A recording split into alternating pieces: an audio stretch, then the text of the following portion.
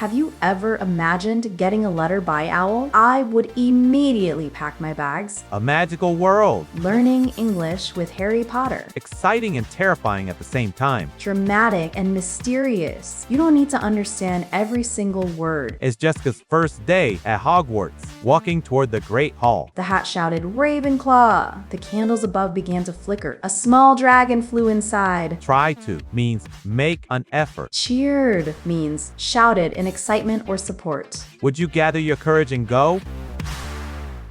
Have you ever imagined getting a letter delivered by an owl and finding out you are a wizard?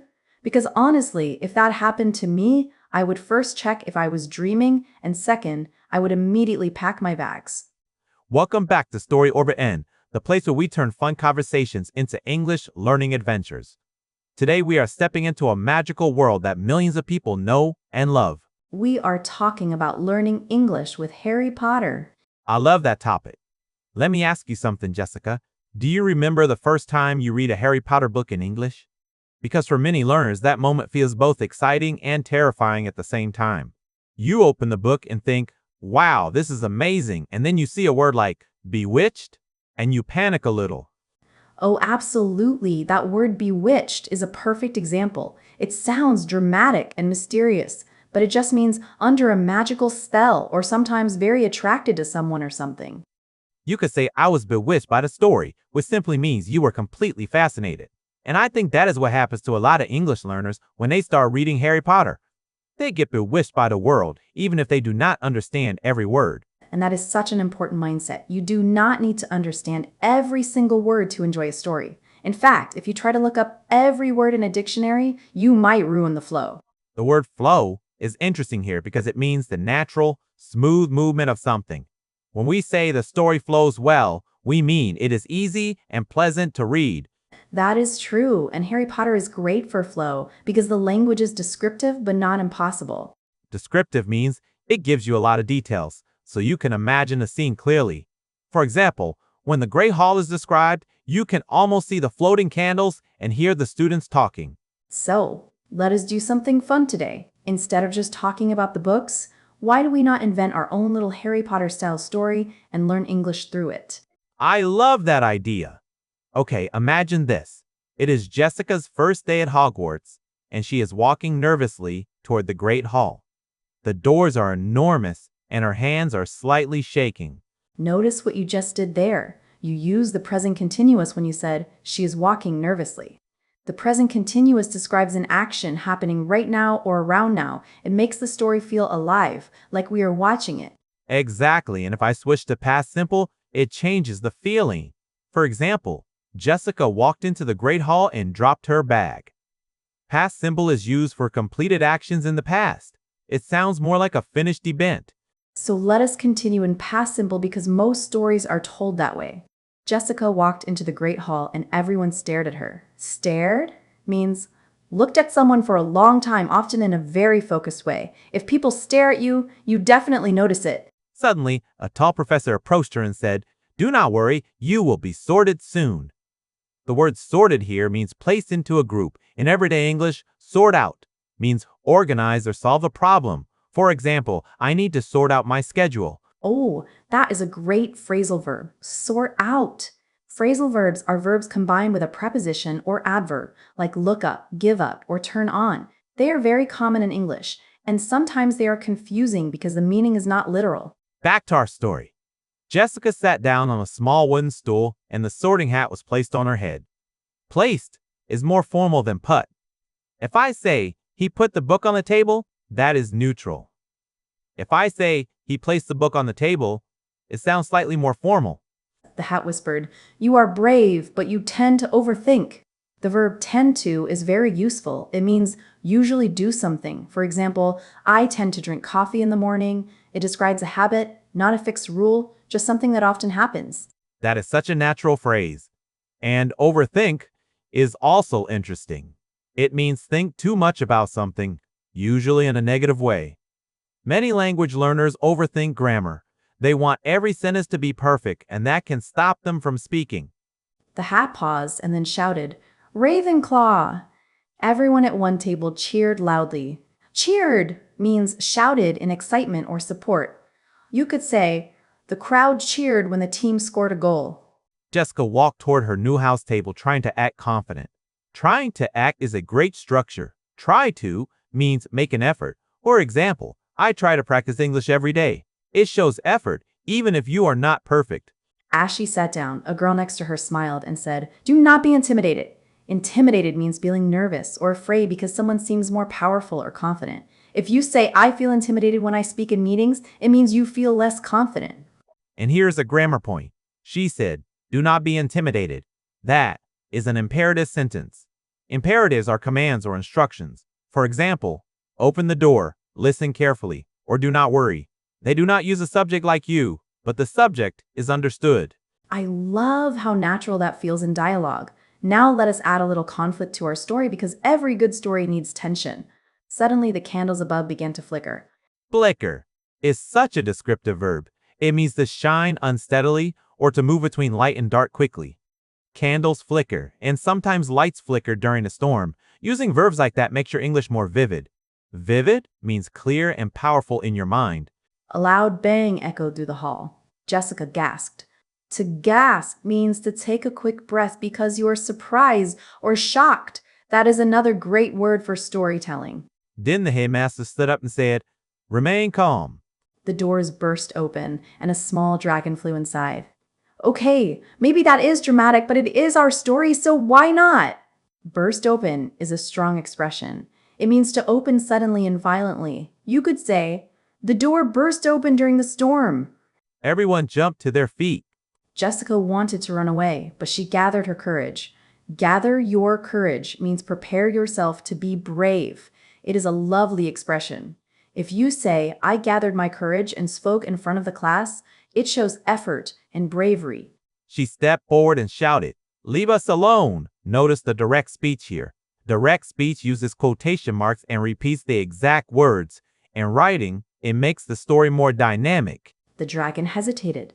Hesitated means pause before doing something, often because you are unsure.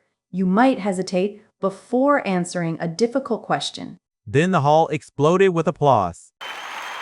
Exploded with applause is not literal. It is a dramatic way of saying everyone clapped loudly.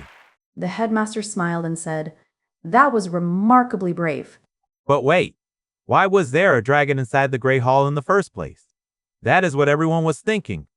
The students were whispering to each other, trying to figure out what had just happened. The dragon did not look angry anymore. In fact, it looked confused.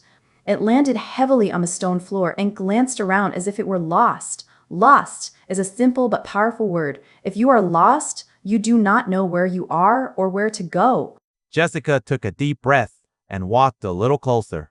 She did not run this time. She did not hide. She simply said, you do not belong here, do you? That question uses do for emphasis. Do not sounds stronger than just you do not belong. The dragon tilted its head. That verb, tilted, means move slightly to one side. Dogs often tilt their heads when they are curious. It makes the image very clear in your mind. The headmaster raised his wand but did not cast a spell. Instead, he watched carefully. The hall was completely silent. When we say completely silent, we use an adverb to intensify the adjective. It means absolutely no sound at all. Jessica slowly reached into her pocket and took out a small piece of parchment. On it was a symbol she had noticed earlier near the entrance. The same symbol was glowing faintly on the dragon's wing. Faintly means softly or weakly. She suddenly realized something. She had seen that symbol before, carved into the stone outside the castle. The dragon was not attacking, it was searching. You are trying to find your way home, she whispered. The word whispered shows that she spoke very softly. It creates a gentle, calm moment in the middle of chaos. The dragon let out a low rumble, but it did not sound threatening. It sounded almost sad. That pause creates suspense. Jessica turned to the headmaster and said, there is a passage near the North Tower. I think it leads to the mountains. Notice she said, I think. That phrase softens the sentence. It makes it sound less aggressive and more polite. The headmaster nodded slowly. Very well, he said. Show us. Jessica walked toward the doors, and this time they did not burst open. They opened quietly, as if the castle itself trusted her. The dragon followed her, its claws tapping against the stone floor. The students watched in awe. In awe means filled with wonder and admiration. If you say I was in awe of her confidence, it means you are deeply impressed. They reached the courtyard, and the night air felt cool and fresh. The mountains stood in the distance under the moonlight. Jessica pointed toward a narrow path between the trees. That way, she said firmly. The dragon looked at her one last time. Then, with a powerful movement of its wings, it lifted into the air. Lifted is simple past. It describes the completed action. It rose higher and higher until it disappeared into the night. When she returned to the great hall, the students began clapping again, but this time it was slower, more respectful. The applause was not loud and chaotic. It was sincere. The headmaster stepped forward and said, "Bravery is not about fighting. It is about understanding."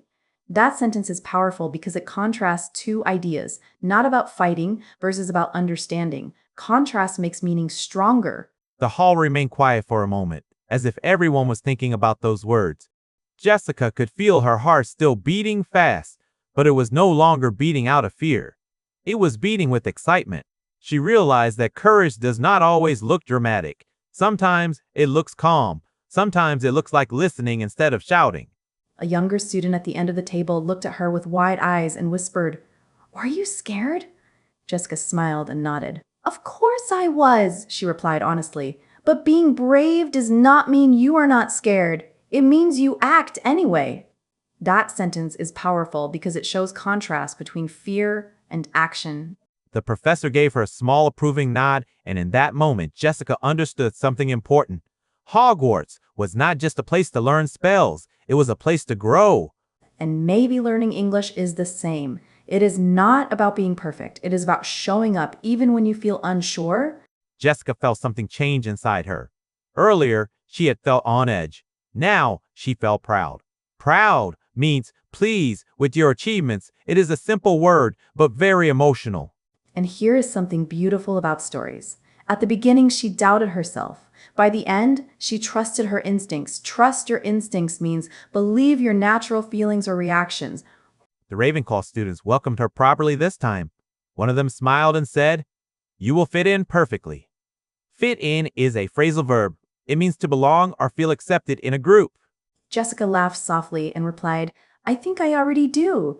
That short sentence shows confidence without arrogance. It feels natural and balanced. And that is how her first night at Hogwarts ended. Not with fear, but with understanding. Not with panic, but with courage. So what can we learn from our little magical story? First, new words might look intimidating, just like a dragon flying into a hall. But if you stay calm and try to understand, they become less frightening.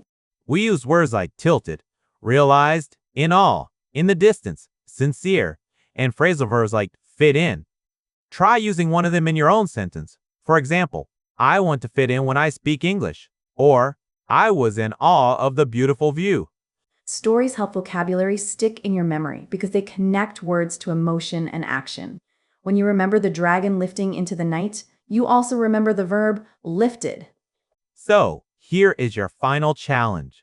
Imagine you receive your own letter to Hogwarts. How would you react? Would you hesitate? Or would you gather your courage and go? Write your answer in the comments using at least one new word from today. Thank you for joining us on StoryOrbitEN. Keep reading, keep imagining, and most importantly, keep practicing. Your English journey is just beginning, and who knows, maybe you are more remarkable than you think. See you next time.